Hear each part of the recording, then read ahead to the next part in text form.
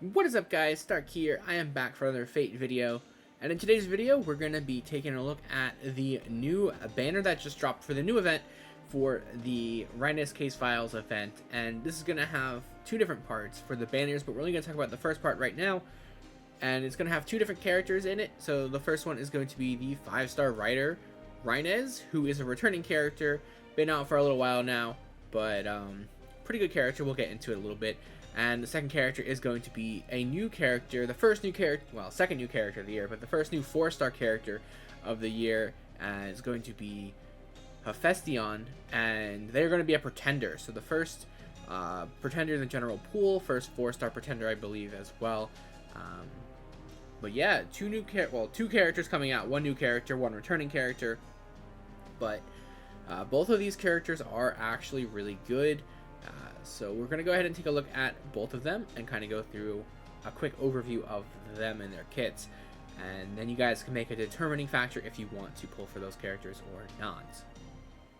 I guess I should say that the banner will be available until the 30th of January, so you pretty much have the entire month to pull for these characters if you did want them. Like I did say, there is a second part though, so that'll be coming out. I'll make a video for that when that comes out.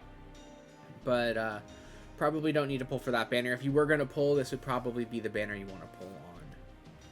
Alright, so let's go ahead and talk about Reines first. Like I said, she is the returning character coming out as a 5-star rider. Nothing new there. We all really are familiar with Reines at this point in time, so not too much that I really have to talk about that you guys don't already know. But overall, she's a really good servant. She's a support character for the most part. She's got a really good kit of skills, so she'll be able to increase defense of all allies, damage cut, like more defense right there. Increase Noble Phantasm gauge for all of your allies by 10%. That's really good. Second skill will also be able to increase the Noble Phantasm gauge, but this will only be for one ally. It will also increase the attack of that ally, but it will decrease her own attack.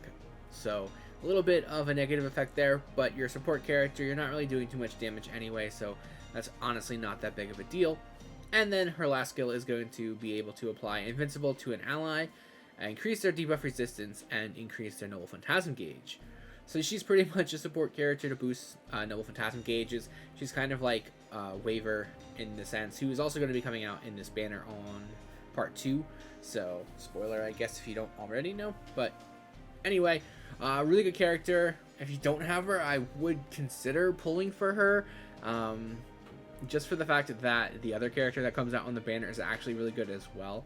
So you kind of get like 2 for 1 there. You have the opportunity to pull for Hephaestion, but you can also pull for Reines if you don't have her and go ahead and get her.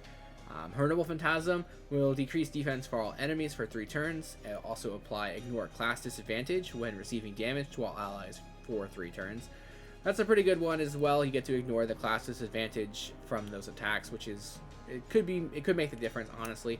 You're going to be able to remove her own debuffs, and you'll also increase Noble Phantasm overcharge level by 1 for all of your allies, and increase their Noble Phantasm gain for 3 turns.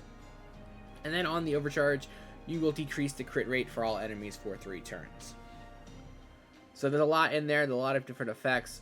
Again, it's more centered towards support than anything, but it does a lot there. The overcharge is really nice. The class disadvantage is also pretty good as well. And you get that Noble Phantasm gain, and you decrease defense. Like, there's so much going on with Reines right now.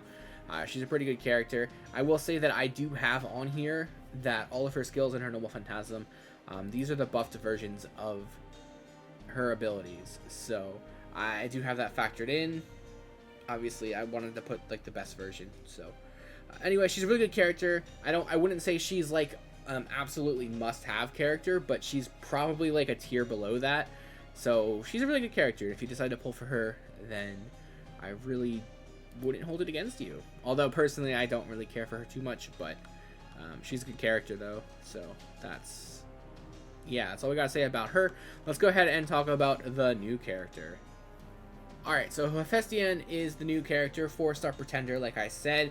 Really good character as well. I'm kind of torn because I really want to pull for her, but I really don't want any more Reines. So I'm kind of stuck. I probably will pull for her because I do want to get all the characters. That's always been a goal of mine, but I'm still not sure, so we'll see. But regardless, go ahead and talk about Hephaestion. Like I said, really good character. So she's Pretender class character, which is really unique, at least right now in the game. There's only one other character in Oberon that has the Pretender class. So you have a pretty good spread for your classes with advantages there. And her kit's just really good as well, being able to increase arts card effectiveness and buster card effectiveness for yourself for 3 turns. And you also gain class affinity advantage against caster class servants for 3 turns. So you get a little bit of extra coverage on your class bonuses, which is really good. So you'll be able to do quite a bit of damage there.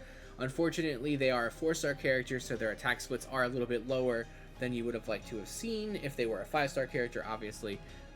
But they still do some pretty good damage output regardless.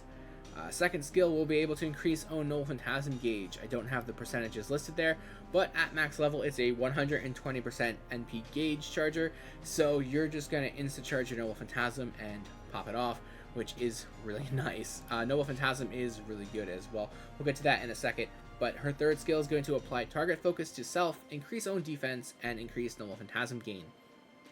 She will also absorb curse status effects from all allies except herself, so a little bit of a negative effect there, but it's not too big of a deal. As far as Noble Phantasm, going to be a single target Noble Phantasm, but it will also decrease the arts resistance and buster resistance of that enemy for 3 turns, and on the overcharge will be able to increase their own Noble Phantasm strength for 1 turn. So this combos really well, especially with the second skill, getting the extra bit of NP gauge there to kind of help with the overcharge.